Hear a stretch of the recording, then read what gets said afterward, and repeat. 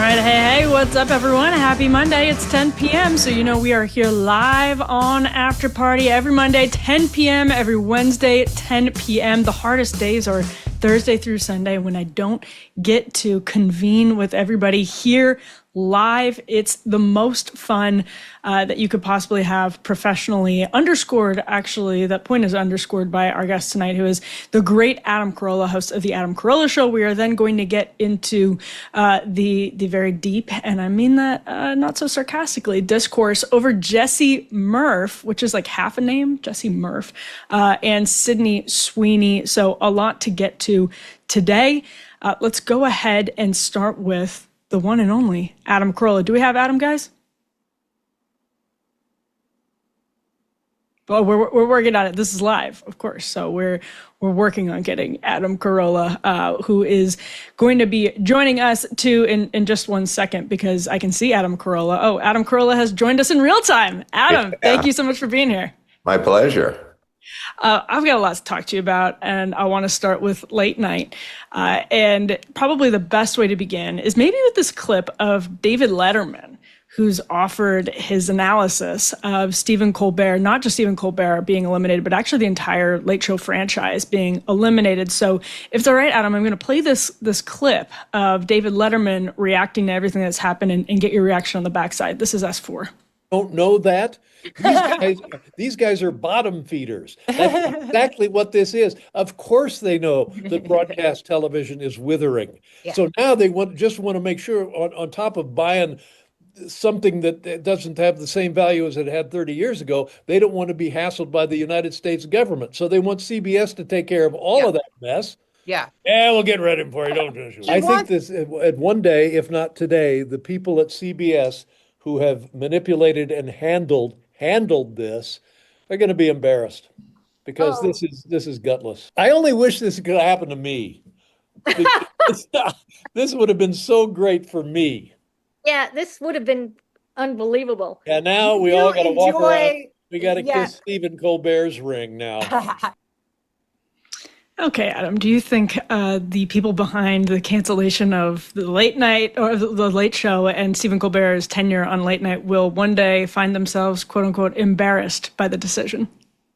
No, I don't really think anyone in show business, they don't get embarrassed by sex tapes. They make money off it. You know, it's hard to embarrass showbiz folks. It's like embarrassing divorce attorneys or something. Like, you know, how could you live with yourselves? Like, what do you mean? I love me, you know? So no, there's not going to be embarrassing them. You know, I used to work for a living in the construction field, and it was always really, no matter how long I've been in show business, I can't get over like when Conan was pissing and moaning about being promised the 11:30 slot, and he's angry because he always wanted to do that. Like, it's like saying, I always wanted to play shortstop for the Yankees, and now I'm pissed. It's like, well, oh, sorry, it's a very limited job. You're getting millions of dollars from these people to work in the evenings, and I'm just old fashioned. I don't really care who you are. It doesn't, if it's Jon Stewart, who I think of as a friend, or Colbert, or Letterman, or Conan, or anybody. Like, I don't know, when you're getting paid millions of dollars by an entity, it's their prerogative to do whatever they want. And you're not owed anything, and they didn't gyp you. And, you know, really think about the optics of making $20 or $30 million a year and then playing the victim to, you know, the people who watch you's average income is $49,000 a year. You know, it's just, I'm maybe old school, but I do believe if you employ somebody, you're allowed to fire that somebody. And you don't have to explain to them why, and you don't have to talk about the politics of it one way or the other. You cut the checks, you're done cutting them checks in 6 months or whenever it is, and that's your prerogative. And the people that got rich off it should shut up. Well, Okay, so speaking of another person who got rich off of it, but who I think actually maybe has a better take here, this is Jay Leno. Want to get your reaction to this one. This is S6, Jay Leno kind of talking about how different the format of late night is now. And, you know, I don't think he mentions Stephen Colbert directly here, but they're clearly doing a sort of, I call it monoculture versus microculture. Carson had, and we have a Carson clip too, but Carson had just a much bigger slice of the public to appeal to. And I think Jay Leno here is lamenting that people now are appealing to smaller niches. So let's go ahead and play S6. It's funny to me when I got hate letters from, damn it, you and your Republican friends. Well, Miss Lyon, I hope you and your Democratic buddies are happy. Over the same joke. And I go, well, that's good. So that's how you get a whole audience. Now you have to be content with half the audience because you have to give your opinion. Why shoot for just half an audience all the time? You know, why not try to get the whole? I mean, I like to bring people into the big picture. I don't understand why you would alienate one particular group, you know, or just don't do it at all. I'm not saying you have to throw your support or whatever, but just do what's funny. Okay, so Adam, one question I have for you, because you'll know the dynamics better than I do for sure, is now one reason actually people alienate half of their audience is because so many fewer people are watching in general that it's easier to sell ads to a loyal group of people rather than trying to bring in a giant piece of the pie because everyone has so many different choices. Do you think that's what's going on here, or is there something else happening? I don't know what the dynamic is behind a lot of stuff. Like, I can't tell if it's just a personal preference thing or it's a overt, attempt to make money. I personally have just always sort of said what I wanted to say, and I never really thought much about who was angry or who was listening or anything. I mean, every comedian says that, but I think some probably don't. I think Colbert and any late night comedian, and by the way, news anchors used to be this way, and Sunday show anchors used to be this way, and reporters used to be this way. They felt there was a kind of a thing in our society in general where you were a little bit stoic about things. There's no Pedro Pascal talking about all his emotional difficulties he's having. Was he not stoic? Yeah, you want to call a guy pussy, right? And thrown him off the ship. Like, well, what I'm saying is there isn't, I'm just sort of thinking this out in real time, but it wasn't about late night and it wasn't about politics. It was in general.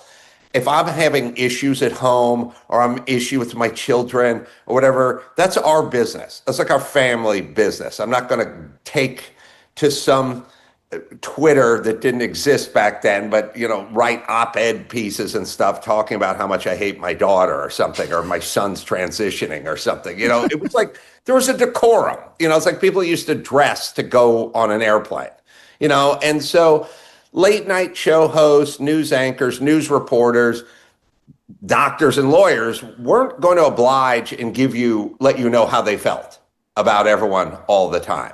If you brought up a Trump-like character, in the 60s, then Jack Paar would have said, well, not exactly my cup of tea, but I'm sure some people find him amusing, or something snarky and a little underhanded. But then when you'll fuck Trump and start screaming it over and over again into a camera lens, So it's like there was a decorum, and we didn't know what Johnny Carson thought politically because he didn't want us to, because he didn't believe, just like whatever marital issues he was having or situations at home, that wasn't our business. He was there to entertain us, and we weren't there to know everything about him.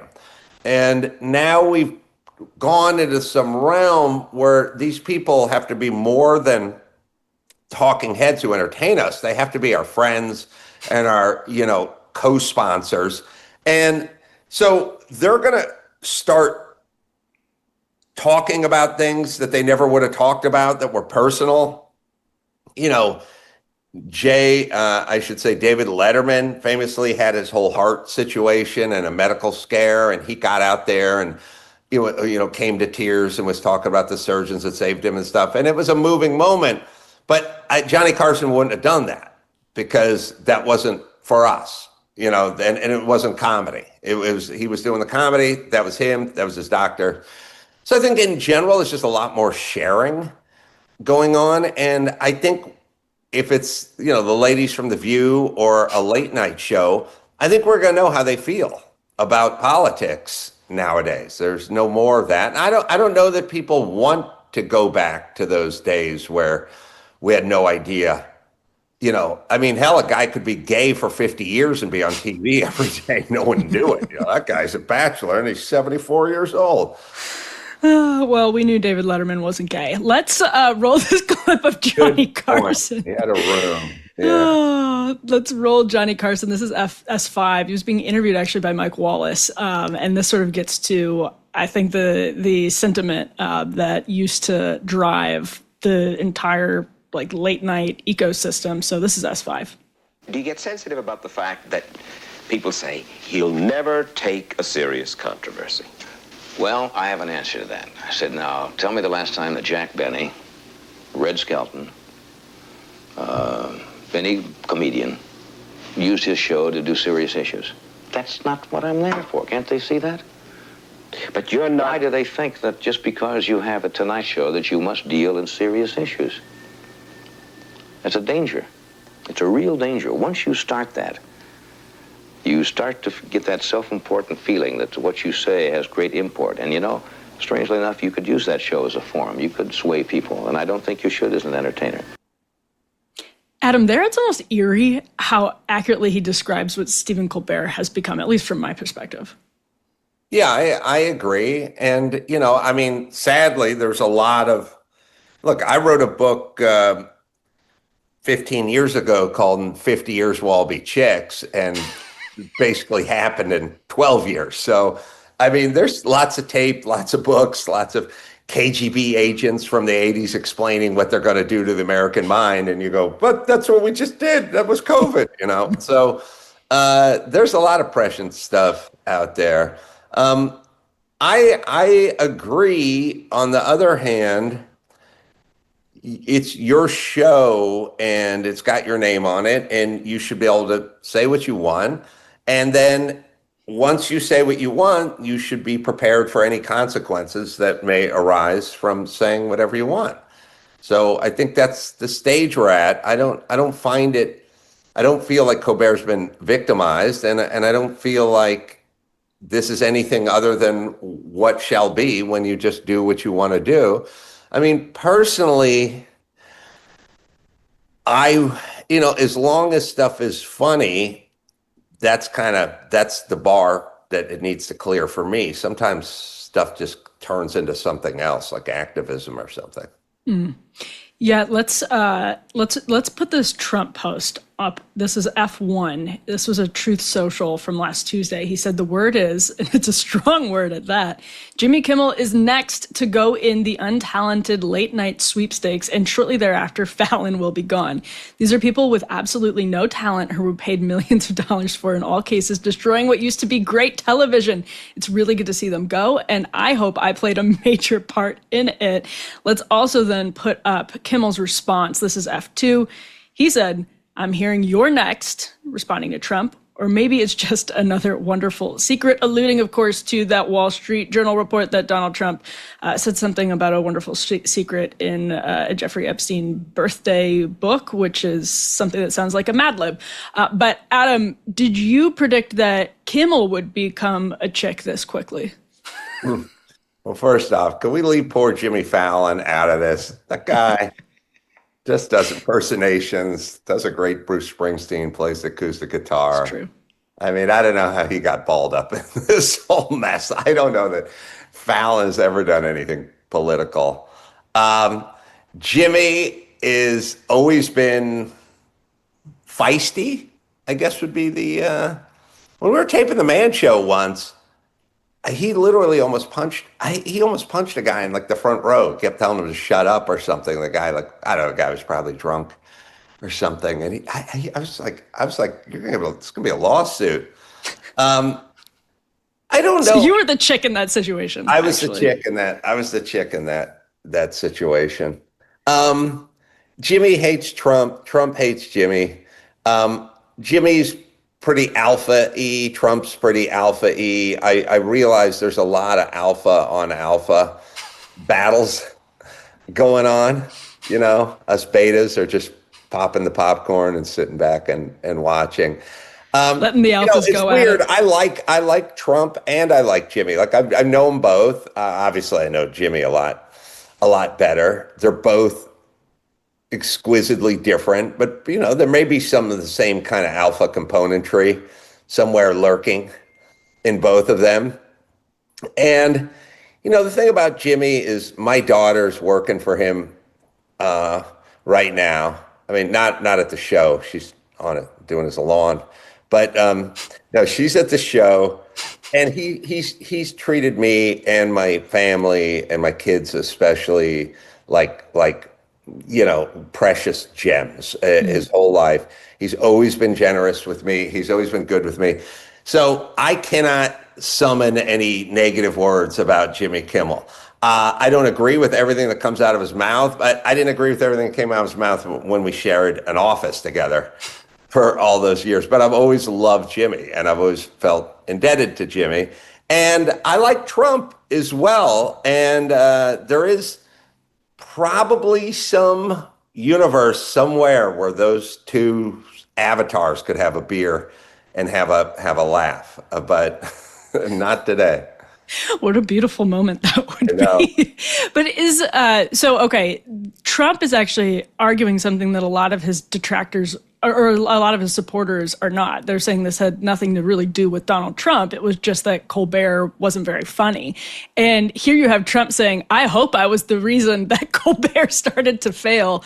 I don't like when people hang the like not funny on people they disagree with. You know what I mean? Like I disagree with a lot of comedians. And there are some who aren't funny, but like you can't go about Jimmy. You can't go not funny. You know what I mean? And in a weird way, I think you hurt your case. You know, when you just start I've had it obviously done to me. People do that thing where they go, "This guy's an asshole and he's not funny." And it's like, well, you know, Jimmy's been doing comedy for 30. You know, he's been getting paid to do comedy for 35 years. He is funny. He knows how to be funny. You may not agree with some of his jokes, but I don't like when people get, you know, wholesalely, you know, the untalented Jimmy Fallon. Like Jimmy Fallon's a very talented guy. And I get what Trump's doing. You know, he's got to paint with a broad brush. But I in a weird way, I think you kind of hurt. You know, I'll put it to you this way. It's like when AOC goes, Elon Musk, that guy's an idiot, man. He don't know anything, man. It's like, okay, bitch, you seem stupid. You seem really stupid now because, yes, he knows things. I'd say it's fair to say he's not an idiot. And by the way, if he's idiot, if Elon Musk is an idiot, that makes AOC fully retarded. Like if there is, right? I mean, she's got to be almost vegetable. Medically. She's like Terry Schiavo. I mean, right? I mean, if you're just doing, we're not in good shape either if Elon Musk is an imbecile. You know what I'm saying? Yeah. On the grand scheme of things. But so I don't like when people do that. Just say, you know, the guy's smart. He's done some good things. I disagree with this latest thing he did or whatever that thing, whatever your bitch is currently, you know. But I feel that way with comedians. I hate when people go, unfunny, you know. Well, it's the same standards. Like if the resistance wine moms are laughing at something that Colbert said, and the like MAGA voters are laughing at something that a kind of right-wing coded comedian said, it's funny because people are laughing. It's sort of the same. It meets the same very low bar. Yeah. Well, I do think Trump is responsible for a lot of people's, I don't know, demise. I'm not talking about Kimmel, but I'm just saying in general, he gets under their skin and then they get a sort of obsession with him and then they become preoccupied And it's like in a movie, it's like in a basketball movie where you say to your little player, go bug their star center, just keep bugging. And eventually the guy snaps and punches him and gets thrown out of the game. Like there's an element of that with Trump. And the guy's laying on the ground, he's got a bloody nose, and he looks at his coach and he smiles, because that guy's going to the locker room. There's an element of that with Trump. Well, okay, so that's a great transition into the one and only Ellen DeGeneres, and I want to ask you, Adam, if you stick around to this very quick break, all about Ellen's move over to the United Kingdom. First, though, over the years, I have, of course, been clear about this. I'm not just pro-birth, I'm pro-life, and being pro-life means standing with mothers not only before their baby is born, but long after, and that is exactly why I partner with Preborn. Preborn is fantastic. They do not just save babies, they make motherhood abundantly possible. They provide free ultrasounds and share the truth of the gospel with women in crisis, and then they stay with real practical help, including financial support for up to 2 years after the baby is born. And that is what true Christ-centered compassion looks like, not just for the baby, but for the mother too. And here's where you can make a difference. Just $28 provides a free life-saving ultrasound, one chance for a mother to see her baby. And when she does, she's twice as likely to choose life. Twice as likely to choose life. Preborn is trying to save 70,000 babies this year. So don't just say you're pro-life, live it. Help babies and support mothers today. Go to preborn.com/Emily or call 855-601-2222. That's preborn.com/Emily. Speaking of babies, let's bring Adam Carolla back in to weigh in on Ellen DeGeneres, who is now in the United Kingdom for some reason. So let's go ahead and roll this clip of Ellen DeGeneres from last week, S7, talking about what she perceives as a grave injustice occurring under our noses here in the United States. All people in America and Republicans who would quite like to undo the right for gay people to get married. I mean, that's back on the table as a debate, I think, absolutely. isn't it? The Baptist Church in America is trying to reverse gay marriage. They're trying to, at the very least, stop it from happening in the future and possibly reverse it. And Portia and I are already looking into it, and if they do that, we're going to get married here. Honest to God, didn't realize. Their applause lines, they love it. I thought they were married years ago. She says she's also, this is F3. She says she moved to the UK because of Trump, which reminds me of exactly what you were just saying, Adam, that something about Trump himself seems to have triggered the unraveling of very talented people. Do you consider Ellen to be one such case? Well, Ellen has always been a mean person. And it's not, she had her dust up with the press and these stories probably 2 or 3 years ago, but I did her show. And I mean, look, I'll tell you truthfully sort of how it works when you do every show. Every show has its own kind of personality, the show itself, not the on-air show, but the behind the scenes. They all take on sort of the personality of their leader. And it's sort of like when you go into a business and people are always all friendly, or they go into a business and everyone's sort of douchey, and you're going like, what's going on? Why is everyone so mean and crappy in this business? It's the owner is that way, And so when you would go do Letterman, I'll start here. When you do Leno was fun and breezy and easy, and people were nice and they were kind of laid back, and they weren't looking over their shoulder at all. And it was very kind of laid back. And Kimmel's show is laid back and nice, and people are nice. And Letterman's show, people are scared, or they were scared when I did it. 2 times I did. They're scared because Dave would scare them. And Ellen's show, people were scared, real scared. And I knew they were scared because it's like, I was just sitting in my dressing room, and their segment producer came in, and he went, all right, so we've went over all the stuff we're going to talk about, Christmas Vacation or whatever it was. I go, yeah. And he goes, you're not going to talk about meat or beef or anything like that, right? And I go, no, I'm not. I'm just going to talk about the stuff we talked about, going on vacation at Christmas, or the kids, or their anecdotes, Oh, okay, all right, okay, all right. And he like came back like 20 minutes later right before I went out, and he's like, okay, but don't talk about beef or meat or any. And I was like, you got 2 warnings?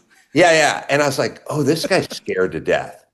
This guy's scared. And then later on, I talked to someone who signed an NDA, so I won't say his name, but he wrote for Ellen. And I just went, how's Ellen? And he said, worst person. And then we went, not worst person I've worked for, worst person I've ever met. And by the way, I knew the guy did Rosie when Rosie was the Judy Chubb Club, the worst and the meanest. So I don't know, she's got some sort of mean off between Rosie in her prime and Ellen in her prime, the clash of the Titans. Maybe some mud wrestling. She's, I like that, but so, she's not a nice person at all. Which now everyone knows what I knew 15 years ago or whenever I learned it, but now that seems to be common knowledge, which I was trying to explain to everyone how mean she was. Not because she was mean to me, because everyone was scared of her, which means she's mean. She's not going to be mean to me. I'm a guest on the show, right? So I wouldn't know it from my exchanges. I would know it with how her staff was cowering. So also, they make so much out of this. Like they're going to try to do, it's like they're not going to do anything. Obviously, it's a form of narcissism where I'm going to have to come here and do that. And she crosses her legs like Barack Obama, which is bad. So specific. Such a specific. Well, the more progressive you are, the deeper your cross. Okay.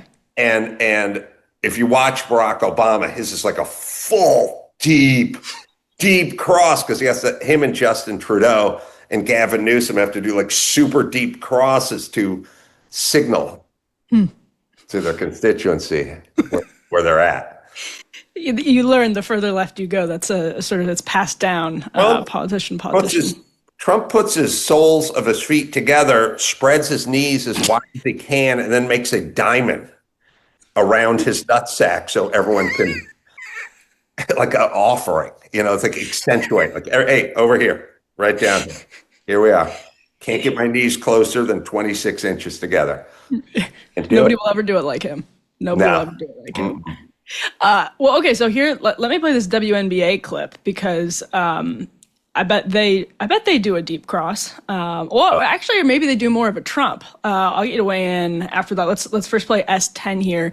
This is WNBA player on Sunday losing her wig in the middle of a game, and then a fan got kicked out for making fun of the lost wig. S10. And it bounced around a lot, but at the end, it went through the rim. Oh no. Oh no. Oh no, she's gonna go head to the back. Oh no. Timeout called for Colbert to deal with the malfunction.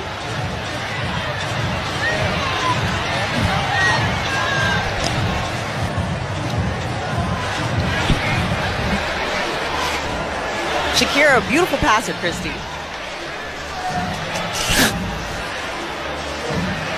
Just what she's been able to do from a center standpoint, Christy. And now they have an issue with a fan as the officials, as Phoenix's bench had an issue there. Okay, amazing. So she runs into the locker room. Adam, I imagine, or I just assume maybe this is an incorrect assumption, but that you were watching this live. So tell us what that meant to you in the moment. Well, I about lost my wig. I've said it a million times, these WNBA players and or NFL or NBA, but when your hair is 3.5 feet long and it's braided and you whip around like in the post, like you're going to detach someone's retina. Like it becomes a weapon. Like there's certain things like UFC fighters. You see those guys, some of them have like the big lumberjack beard. Mm-hmm. Those gloves are like 3 ounces. you've got 5 inches of lumberjack beard growing from your chin. That's like adding another 2 ounces to your opponent's gloves. Like, seriously, like they shouldn't be allowed to have huge beards. If a guy throws an uppercut, he starts connecting with the beard 5 inches away. By the time he gets to the guy's chin, he's got another 1.5 inches of padding, you know? And like, there's stuff that I'm not kidding about. Like, they should just go, look, you want to play in the WNBA? You can. You cannot have hair down to your waist. You're not allowed to have a wig. You're not allowed to have big, long nails. You're not allowed to have crazy eyelashes. And if you want to play in the NFL, you can have dreadlocks, but you have to tuck them into your jersey because we need to be able to read your name on the back. We cannot have your hair obscure your name. Why do we have names on the back of jerseys? I cannot read yours. Shut down cornerback for the Ravens because your hair is over it. Like, certain rules, just make rules. And they're constantly whipping around. Their hair's like whipping around. They're grabbing each other by the hair. No wigs has got to be the rule. And you can have hair as long as you want, but you got to like tuck it into your jersey, or like you do. Look, if you work at a Taco Bell, they got rules about hair. You got to wear a hairnet. Yeah, but Taco Bell makes a lot more money than the WNBA. Yeah, that is true. I'll see guys working in factories and stuff who have beards. They got a beard net on, you know, like, hey, it's a rule. You work here, make it. Well, okay, so the WNBA obviously wants to get paid a lot more right now. And I've actually seen even like Dave Portnoy saying their ratings are going up. They're making more money. They probably should get paid a little bit more. But at the same time, they've always been basically subsidized by the NBA. Whatever their ratings are going up or however many tickets they're selling, it's just absolutely nothing compared to the WNBA or to the NBA. And so much of this is coming specifically from Caitlin Clark, who every game, it seems like, is being targeted for death, is about to get the absolute like death penalty every time she steps foot on the court, because people have so little tolerance for the woman who is now bringing in all of the revenue for the sport. So where do you fall on the WNBA pay scale, Adam? Where do you think they're grossly underpaid? Well, that's the beauty of women. They will hate the one who does the most and gets the most attention and makes the most money for them. They will hate her the most. That's the beauty. That's the real wiring of women. You know, they go, how come we can't have a woman president? We have 51% of the population. Well, we can't. That's why. Caitlin Clark, they all vote for Biden. Yes. Caitlin Clark has come in, revolutionized the whole league, and is going to get everyone paid more, and they all hate her guts. That's the beauty of women. I don't study the economics of the WNBA any more than I study the economics of Colbert and late night. If you're losing $40 million a year, and we're to believe that, then yes, you should be 86th, as Comey would say. Do you know that guy as a WNBA fan, by the way? Oh, he loves it. Well, he's 6'8". Deep cross. Yep. Deep cross, likes the tall ladies. So, my whole thing is like, look, let's just sit down and look at the books, see how much you guys are making, see what the TV revenues are, see what the turnstile revenues are, and we can see about how we're going to whack that up. In the meantime, Caitlin Clark's going to get paid more because she means more to her franchise and is doing Nike deals and things. But I don't have a hard and fast rule about it one way or the other. I'm just like, why don't we take a look, see what the numbers are, and do some projections and then pay accordingly like many other entities. Yeah, it seems sort of common sense, but we're well beyond that now. Adam, I had to ask you about your, what I think can only be described as stirring cameo on Dawson's Creek season 6. And I'm going to do something, I don't know that it's ever been done before. I'm going to make you watch a clip of it live. We're still buzzing about it. I know, every day I hear someone at the water cooler. So this is S8. This is Adam on season 6 of Dawson's Creek. It was an episode called Loveline that I will say held up very well. Let's go ahead and roll it. Were there any warning signs, any problems in the relationship? No, none. Well, Wow. I did sleep with one of her friends. But just one, right? Women don't they don't mind that kind of stuff. Can't be that. But she knew about it, and it was before we got together, so that doesn't really count, right? Have you simply tried asking for an explanation? Well, that's the thing. Every time I try to talk to her, she treats me like I'm Father Damien. He was a leper. Yeah. Oh, sure. The famous leper, Father Damien. Drew, you wrote your thesis on Father Damien, did you not? All right. Listen, I say run. I mean, this chick's a head case. She's going to take you down, I promise. Thank you, Adam, for that astute insight. But if you don't mind me saying so, I think that CJ's problems here are really subordinate to those of the many members of this audience who have actually paid good money to listen to your vastly underqualified advice. You're so lucky I don't know what subordinate means, honey. Adam, you definitely know what subordinate means. You know, I think she won an Oscar, and yet my acting was on a par with hers. So doesn't that mean I deserve an Oscar as well? Yes. This is the WNBA standard, so I think you already have an Oscar. You're right. Yeah. Did you write those lines for yourself, or were those lines written for you? I don't remember that much about the week we spent filming with Dawson's Creek, because we were doing it. They filmed in Wilmington. One of the Carolinas. Which one? Yeah, North Carolina. North Carolina. They filmed in North Carolina, and there's a 3-hour time difference in North Carolina, and we had to do Loveline, the radio show, every night, and that meant that we had to do Loveline radio show from 1 a.m. to 3 a.m. every night.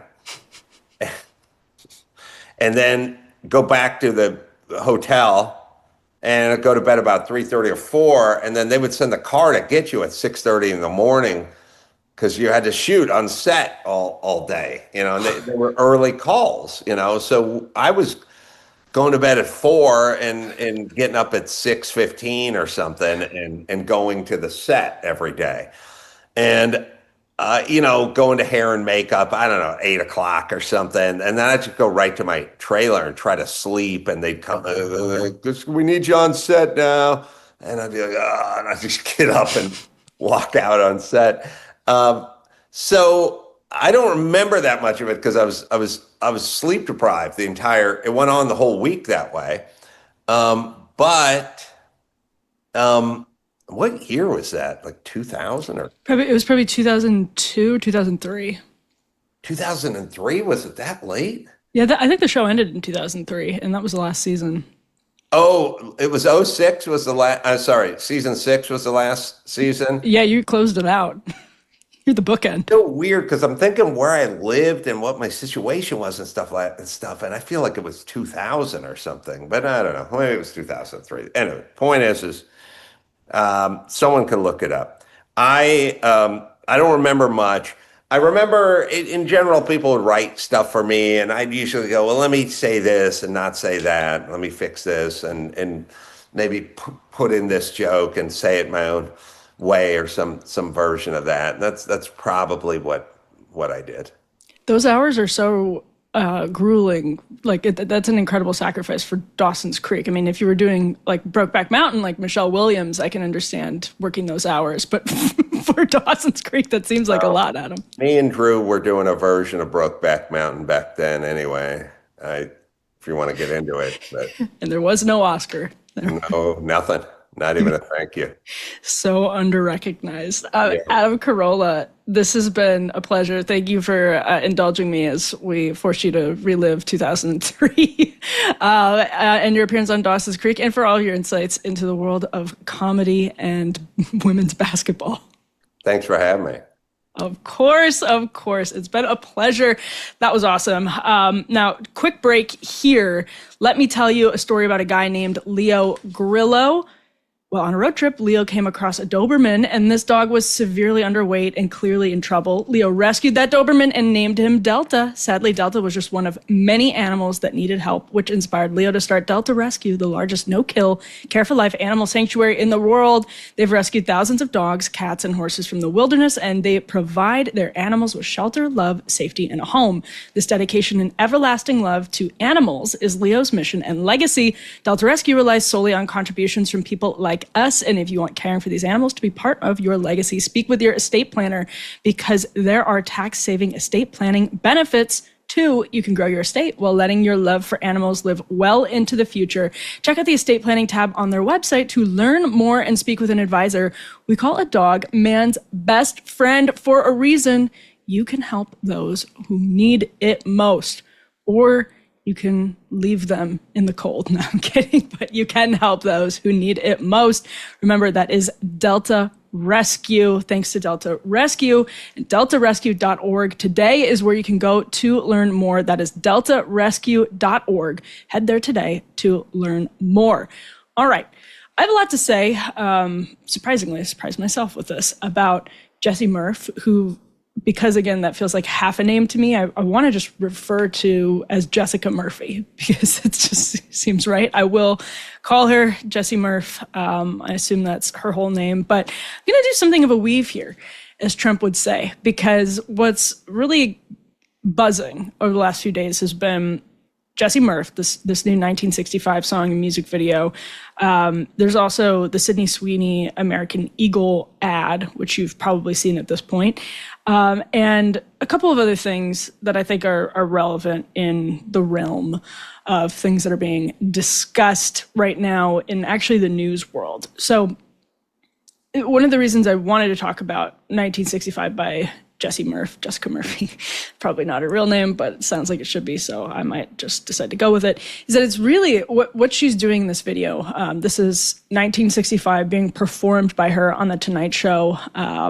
And actually, this ties into everything we were just talking about with late night, too. You're going to see some of this come up on your screen.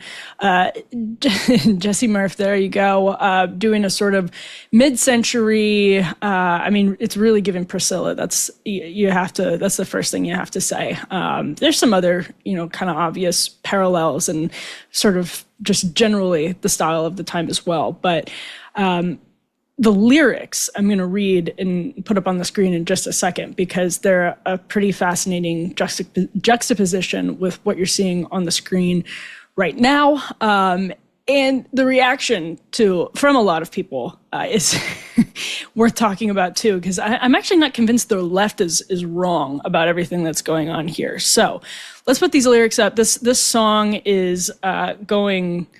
it's a big, what's the best way to put it? I was going to say going viral, but everything that's popular right now is viral. So it feels a little redundant to say that. But this song is actually causing quite a debate. I think especially among Gen Z, but here's the intro. My hair is high, coke is cheap, it's a great time to be alive. Studies are now saying that cigarettes are recommended and women belong in the kitchen. That's sort of a little voiceover. She says, we'd go to church on a Sunday, wake up on a Monday. You'd go to work and I'd stay home and sing and do fun things. This line that I'm about to read next has been particularly focused on. I might get a little slap, but you wouldn't hit me on Snapchat. Don't effing text me at 2 a.m. saying, where you at? Boy, F you. You'd handwrite me letters when you went away. You'd make me feel better. You'd know what to say. And maybe you'd still be a hoe. But if you cheated, hell, I wouldn't know. I want you to love me like it's 1965. Oh, I want you to want me. I think I'd give up a few rights if you would just love me like it's 1965. Okay, so now here's some of the reaction. This is... from someone on X who says Jessie Murph's entire existence as a pop star is a gigantic fash indicator. Here's another one. Jessie Murph, new song 1965, has a lyric that says, quote, I might get a little slap, but you wouldn't hit me on Snapchat, referring to how she would rather be subject to domestic violence in 1965 than modern day dating. And I cannot stop thinking about it. That's so insane. This one's good. Jessie Murph is like if someone made a Russian nesting doll of Lana Del Rey, Amy Winehouse, Snooki, and a single crack rock. Another person on X. That one was well done.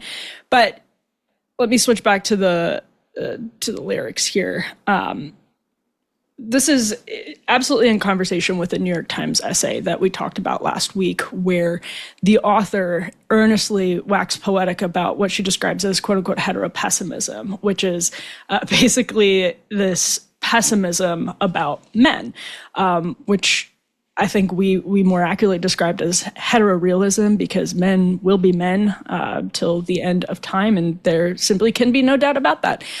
But norms, of course, change. And one of the reasons we talked about that New York Times essay and that New York Times author yearning for, a more responsive, this is someone, by the way, who was in an open marriage, divorced, on the dating scene, talking to people about group sex, whatever the hell else goes on in that circle of people. But just having this deep, deep frustration with who men are. And I mean, dating norms have exploded in many different ways over the last several decades. And I don't think it's wrong to read these Jessie Murph lyrics actually as yearning for a time when men to a point, by the way, where she's actually even invoking violence and saying she would tolerate violence.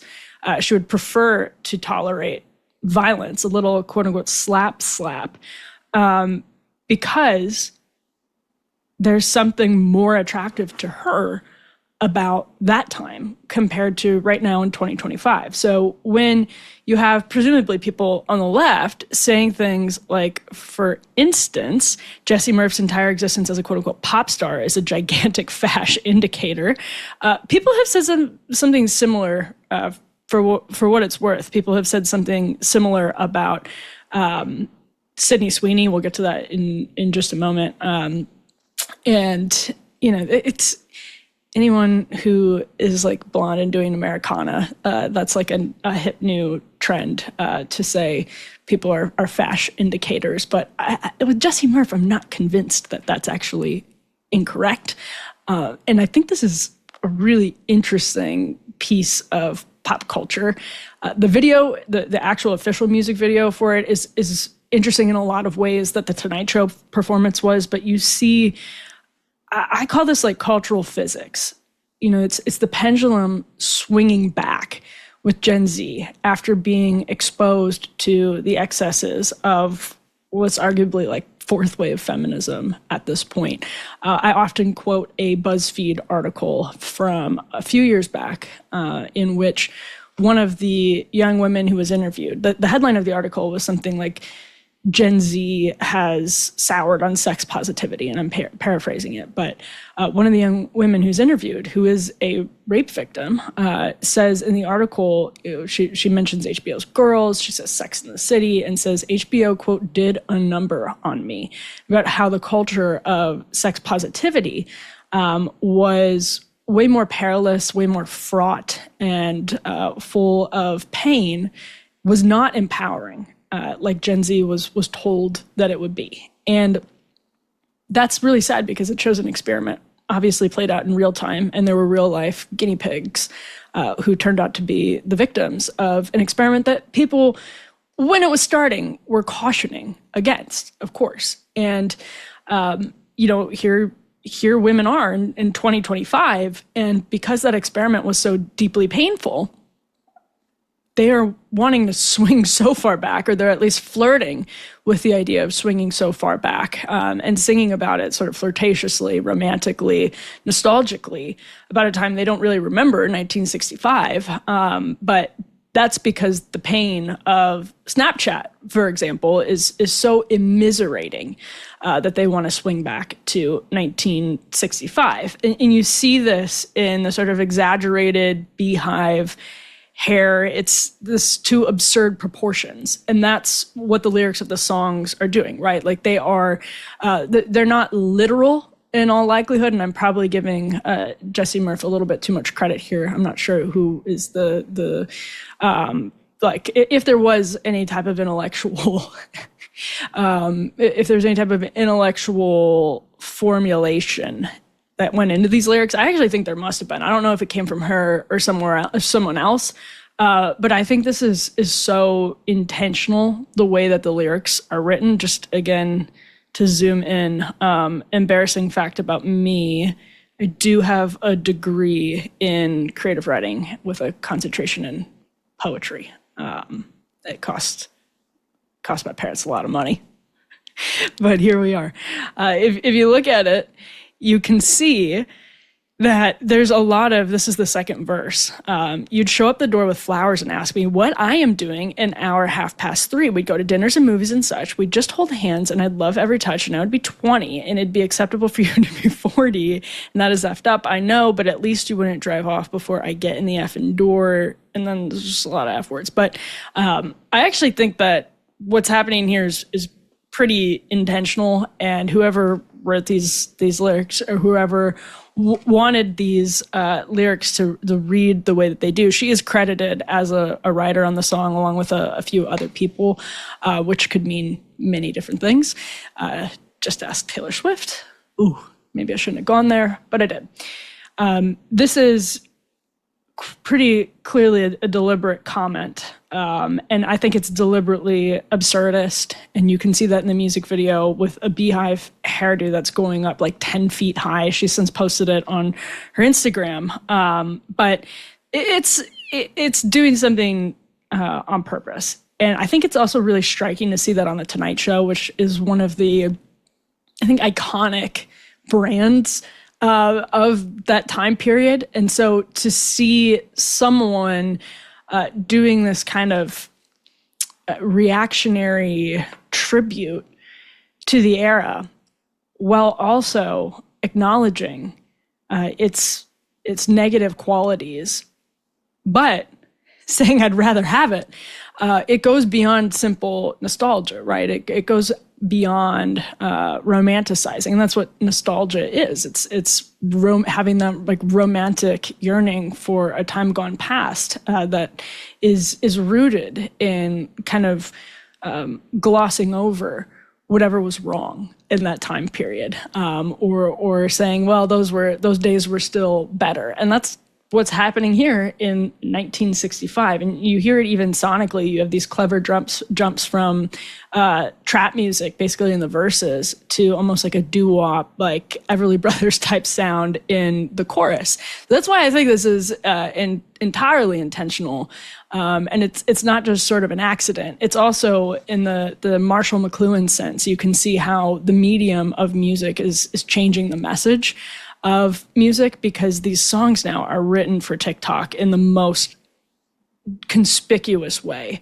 They're written with these like little snippets that you can tell are intended to stand on their own and to be extreme within the time period, actually, of like however long a TikTok is. I don't know, 30 seconds or a minute, whatever it is. These verses are meant with the chorus to kind of stand on their own. Nobody writes for albums anymore. That's nostalgia. But you're not telling a story with an album anymore. You're telling a story in an individual verse, which is kind of exactly what Marshall McLuhan was talking about when he said that the medium is the message. And in a song like this, I mean, it's abundantly obvious. So just all of this is to say, I think there's something really important going on here when people say Jessie Murph's entire existence as a pop star is a gigantic bash indicator. Millennials kind of had this moment of just irony. And we talked about being like irony poisoned. And boomers are criticized, for being naive. Gen X is criticized for being kind of nihilist.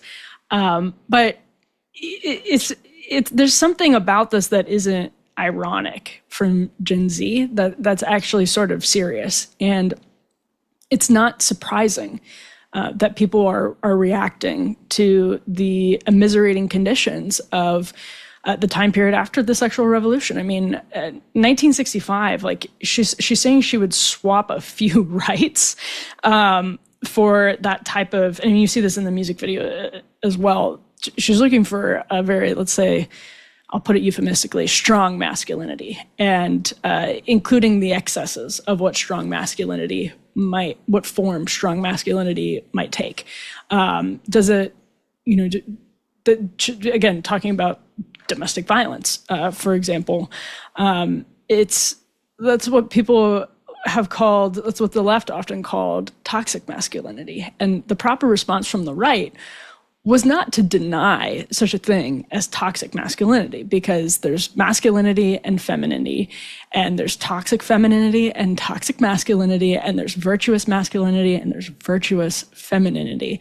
The proper response from the right should have been to point that out and say, you are being a sex essentialist. That is biologically accurate, even though you're also trying to say that we all exist somewhere on a spectrum, and many people are not falling onto the binary, rejecting the binary altogether. There is no such thing as a binary. Gender is all a spectrum.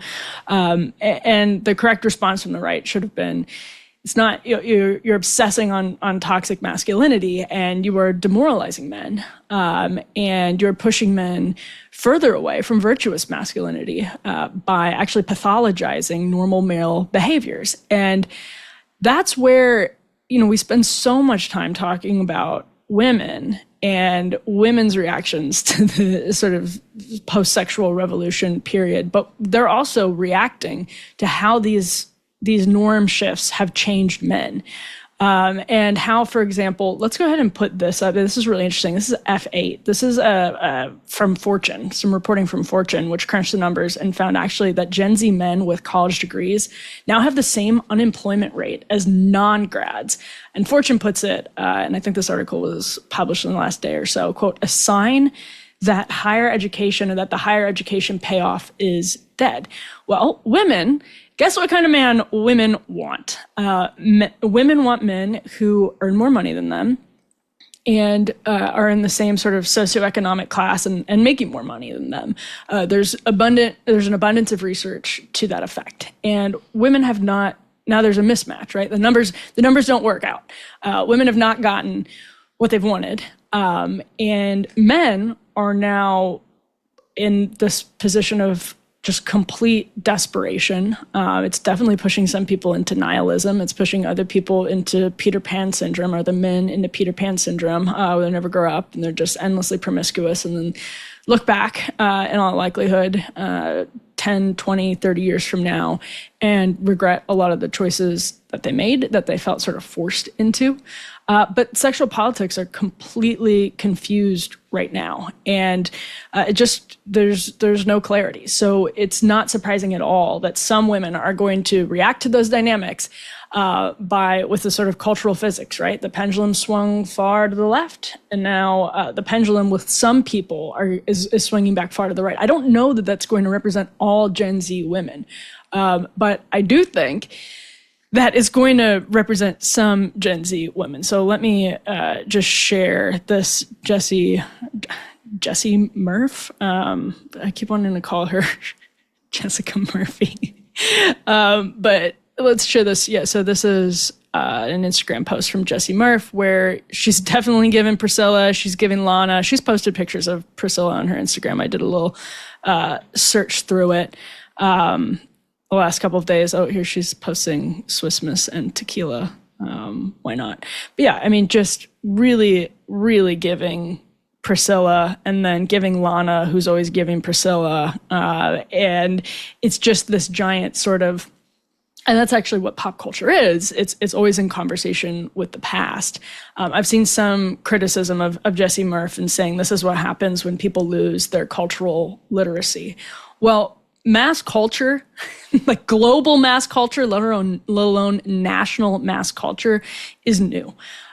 This is one of the things that's always frustrated me about, like, people who are super, super, super deep into music and or movies, like total cinephiles that are older. It's like you were actually working from like one generation of cinema. when you started getting into this stuff. Maybe 2 generations, maybe 3 generations. People now obviously have a lot more ability to watch it, but same thing with music. Like, this is mass music, mass popular music, let alone music that was mass distributed, is relatively new. It's like within a century. And so it's now all building and building and building on top of each other. And to some extent, that's always been the case since there was a printing press, and especially accelerated when there was TV and radio and internet that shrunk the globe, right? And it accelerated culture.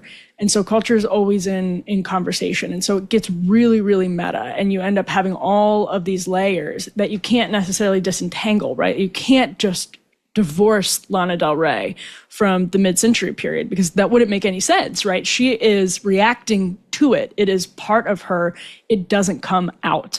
It's a layer that you can't separate. And I think there's something happening here with Jessie Murph, and it's not ironic. And the thing that set Lana Del Rey apart, I think, from a lot of people of her era, is that she also wasn't ironic. And that was at a time when irony was the currency in popular culture. And that's not what she was doing. I think some people mistakenly thought it's what she was doing. But Jessie Murph, I don't think, is being ironic here. I think this is serious. And do I think it's fascist? No, but I think it's genuinely reactionary. And that's probably the answer or the solution. It's incumbent on us, if Jessie Murphy reflects some significant portion of Gen Z who, in their immiserated dating culture of Snapchat, confusion and pornography, and what she's clearly unattracted to in men, which is a kind of weakness. She's obviously looking for strength, which she sees as a forgotten male strength. The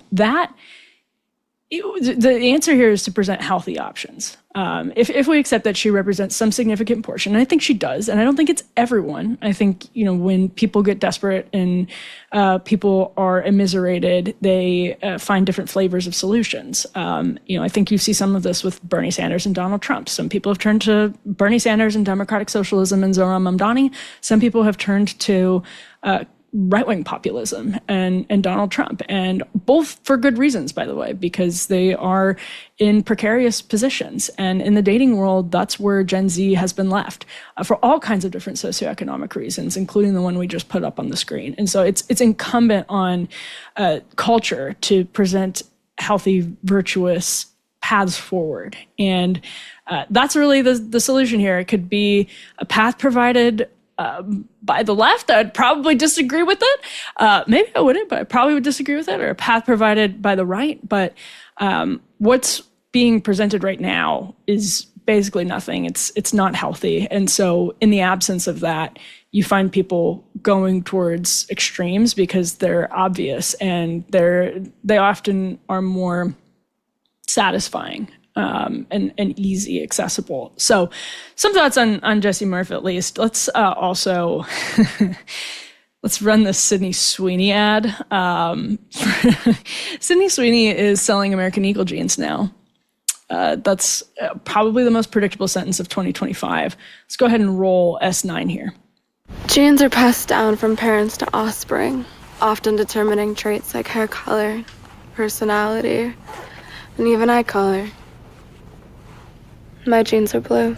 Sydney Sweeney has great jeans. Okay.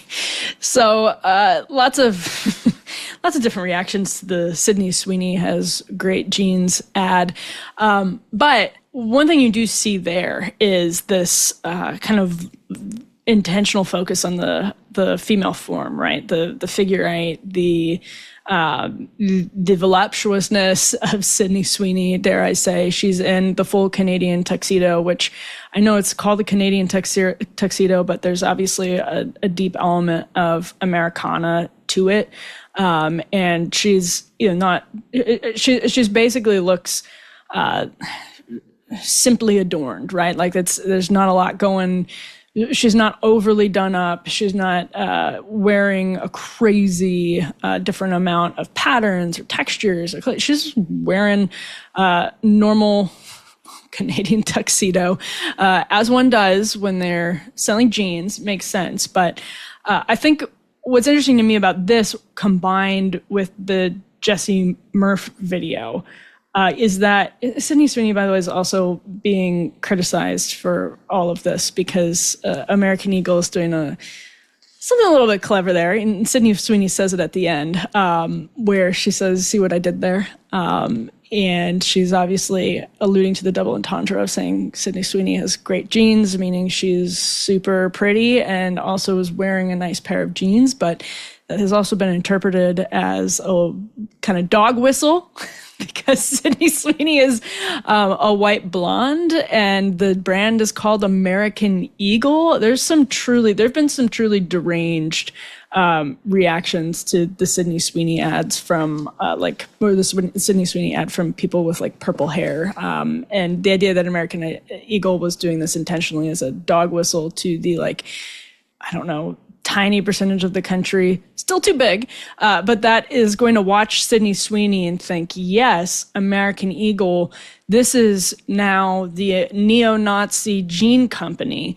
I think is a bit far-fetched, but what you get from Sydney Sweeney, I think, like Jessie Murph, to be honest, is this idea that you want to sell something different. And again, in the Lana Del Rey era, there was sort of the Kardashians, and then there was Camille Paglia has written about this, and what I would pay to hear Camille Paglia react live to that Jessie Murph video, to the official music video itself. I can't even come up with a figure because it would bankrupt me probably. But she's talked about the Kardashians versus some of the, at their time, sort of, if you go back to like when Lana and Kardashians were peaking, like 2014, it was one or the other, like one extreme or the other. You're either sort of stick thin or Kardashian. And because the Kardashians were more voluptuous, which Paglia actually compares to the Venus of Willendorf, and great art on the human condition that represents the full-figured female and true femininity. Go read her on that. It's just fabulous. But it was one or the other. The stick thin look was in. Kardashians were popular in sort of a mass basis, but weren't high art. That figure wasn't represented often in high art in a way that was seen as, kind of aspirational. That kind of changed, and one of the people who sort of had a role in changing that was Kanye West. But we'll shelve that topic for another day. It was interesting though, and to see, I think, this emphasis on traditional femininity, which I think you do see with the Sydney Sweeney ad, and Jessie Murph sort of looking back to something that is what she sees as traditional, but is also clearly, I mean, nobody should long to be in a relationship where they're getting slapped, clearly unhealthy on a very obvious level on that point. There's something going on. And I think one of the fascinating things about pop culture right now is that it reflects this recognition that there's a better way to do things. And it's really interesting to see that be worked through in real time. It's another kind of rare source of optimism. And maybe there's no reason to pull optimism out of that Jessica Murphy video. But there is something about it that's at least positive, because the first step is admitting you have a problem. And we obviously do have a problem right now with demoralized men who do feel to many women weak and, not stable and not masculine.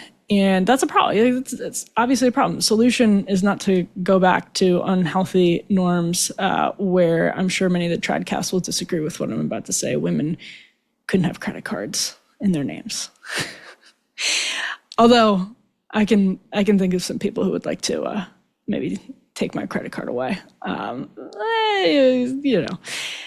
every once in a while you get down that Amazon rabbit hole, and there's nothing that can stop you. There's nothing that can stop you. Maybe that's just me. All right. So did I weave? I think I wove. I guess did I weave? Who knows? I don't know. I always try to weave at the end. Who knows if it's successful, but we call it the weave. Great fun to talk to Adam Carolla earlier tonight. I was looking at our guest lineup for the weeks to come. They're fantastic. So stay tuned, of course. Thanks for watching. It's so much fun to do this live. Have a blast. I have a blast. It's awesome. Remember, Emily at Devil May Care Media. You can hit me up there. I respond to almost every single email, read them all, doing my best to keep up with it. But Emily at Devil May Care Media is the spot to go. Otherwise, the place to be is Wednesday, 10 p.m. here at After Party. If you're not here, you're missing out on a lot of fun, like Adam Carolla telling wild stories about production on Ellen, which is not what you thought you would get tonight, but it is what you got, and that's why you tune in live, and that's why you watch the show or listen to the show, whichever you desire. All right, we'll see you back here Wednesday, 10 p.m. live, or you can catch up afterwards on YouTube or wherever you get your podcasts. We'll see you then.